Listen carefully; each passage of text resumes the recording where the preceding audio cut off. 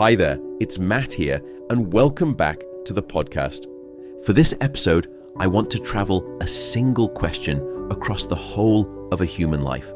How does sleep change as we age, and why do certain moments make it so much harder?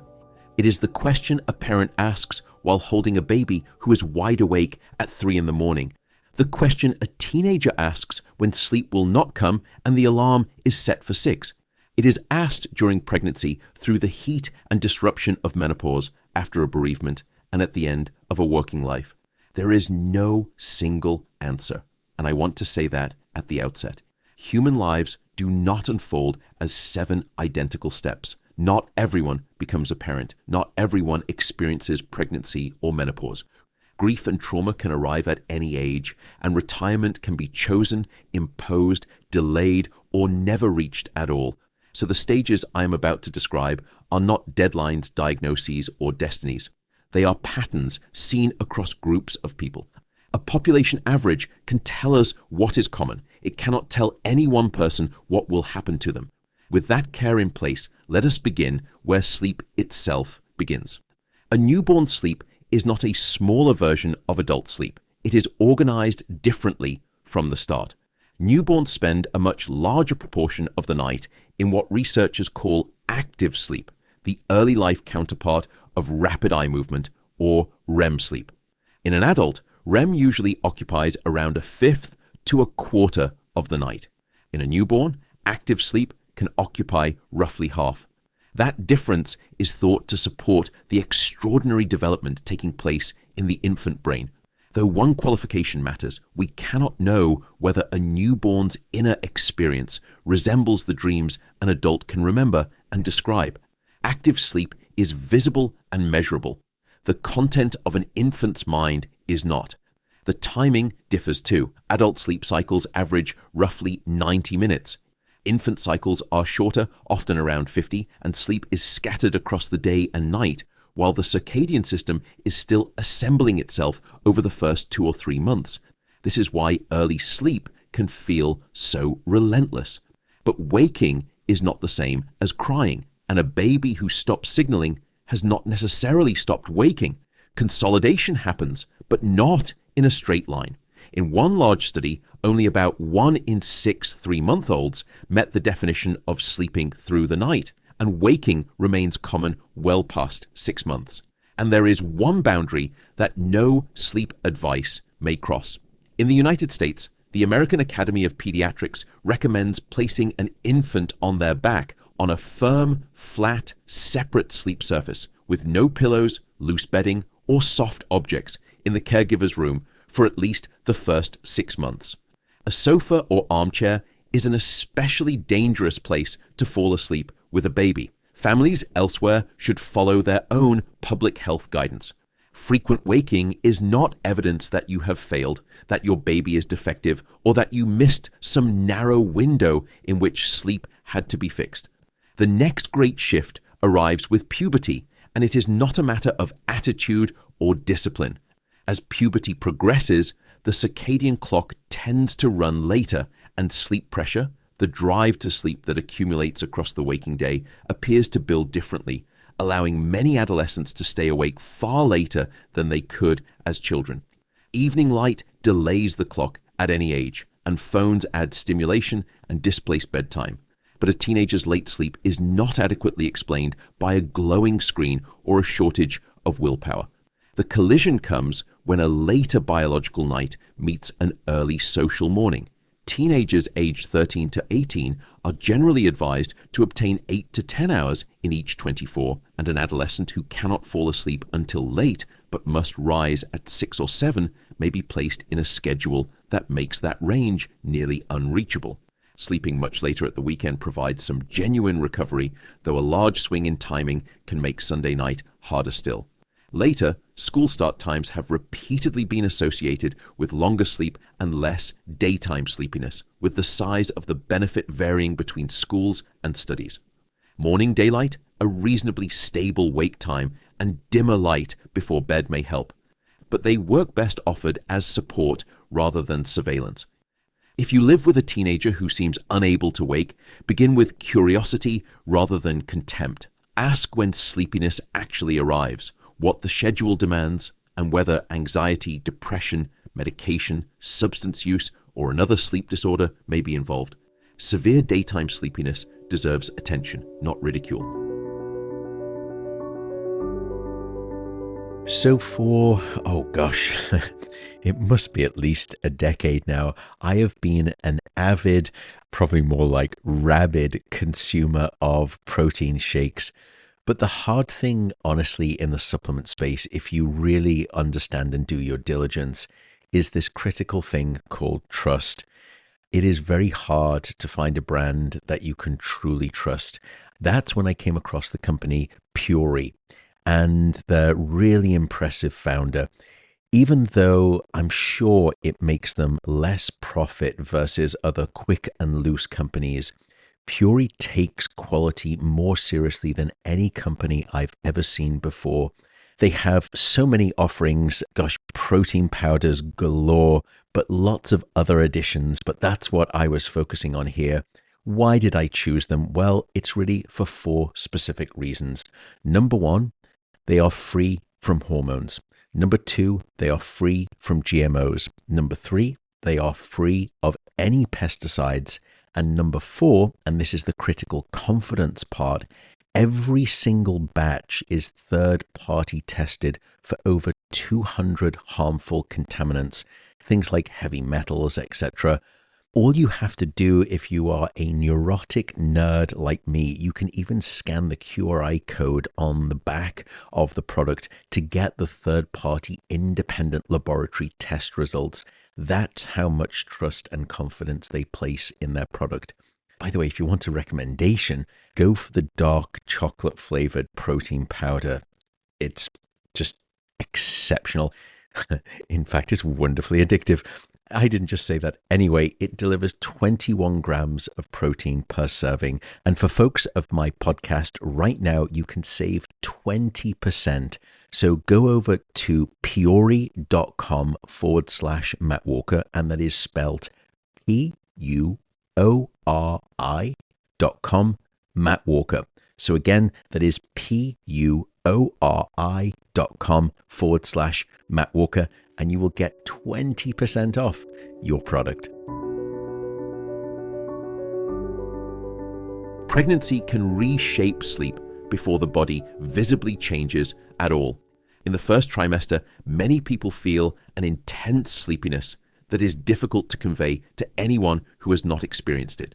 Later, sleep may become lighter and more interrupted by discomfort, reflux, the need to urinate, fetal movement, pain, temperature, anxiety, and changes in breathing. Restless leg syndrome becomes more common, particularly later in gestation. Across large reviews, roughly 1 in 5 pregnant people experiences it, though estimates vary. Snoring and sleep-disordered breathing may emerge or worsen, and insomnia symptoms become more frequent as the pregnancy progresses. It would be misleading, though, to file all of this under the merely mechanical or to promise it will evaporate the moment the baby arrives.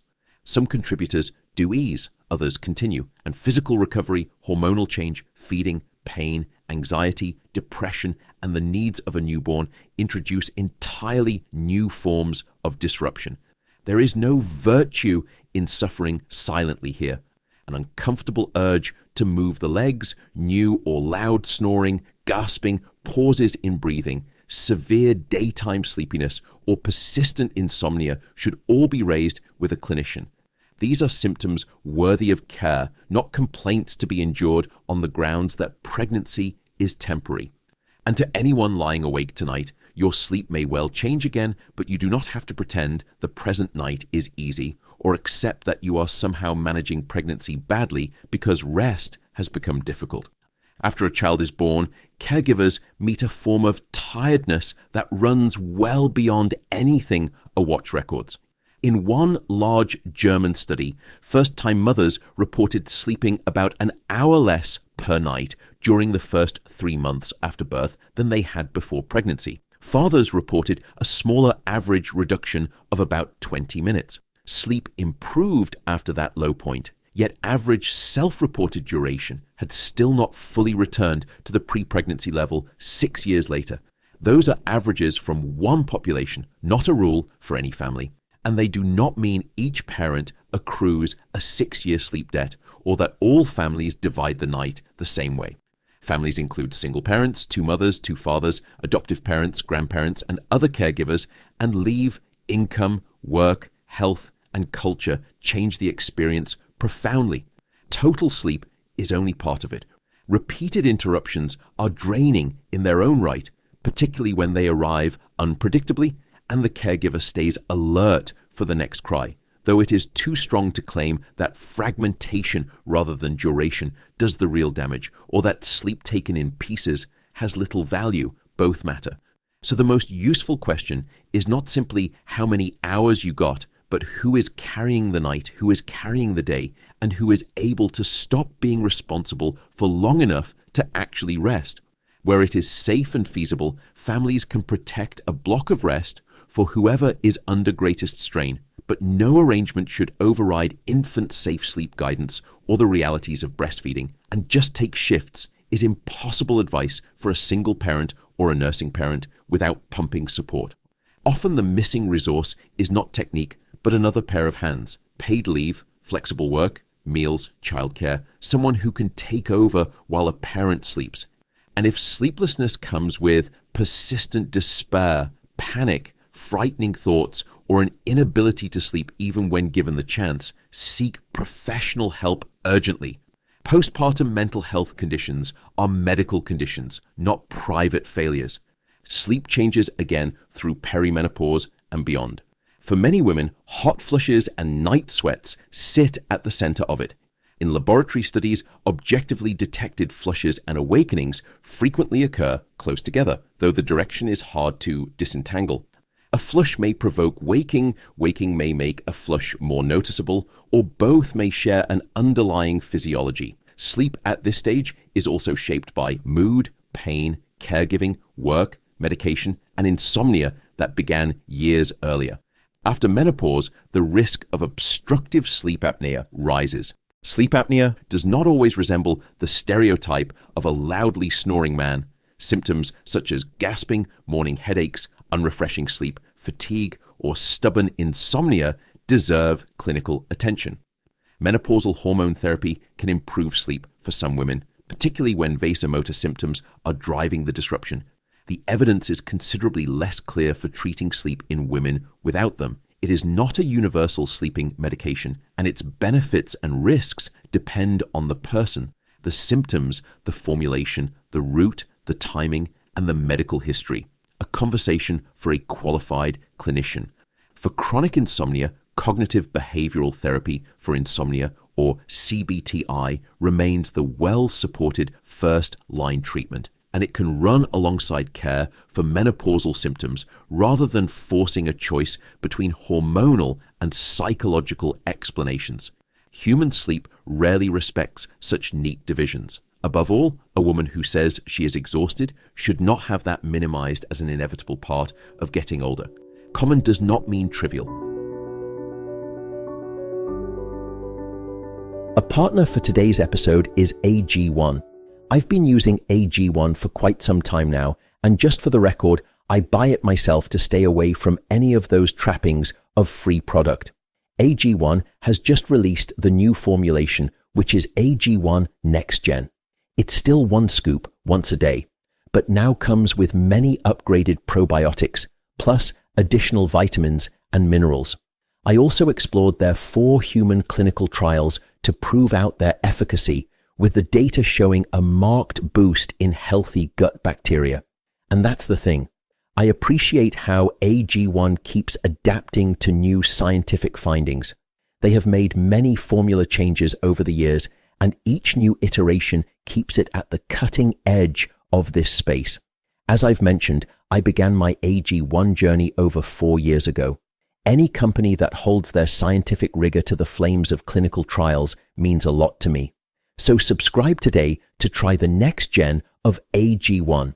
If you use the following link, you'll also get a free bottle of AGD 3K2, as well as an AG1 welcome kit and 5 of the upgraded AG1 travel packs with your first order. So make sure to check out drinkag1.com/mattwalker. That's drinkag1.com/mattwalker. There is no scheduled age for the next kind of disruption. It may follow the death of someone loved, an accident, violence, displacement, or illness. Any event that divides a life into before and after. Grief and trauma are not interchangeable. Grief is a human response to loss. Trauma describes exposure and response to overwhelming threat. Some people experience both. Some develop prolonged grief disorder or post-traumatic stress disorder, and many do not. And not developing a disorder does not mean the experience was slight. Sleep tends to suffer either way. A bereaved person may dread the quiet of bedtime, wake reaching for someone no longer there, or feel that sleep is itself a kind of betrayal.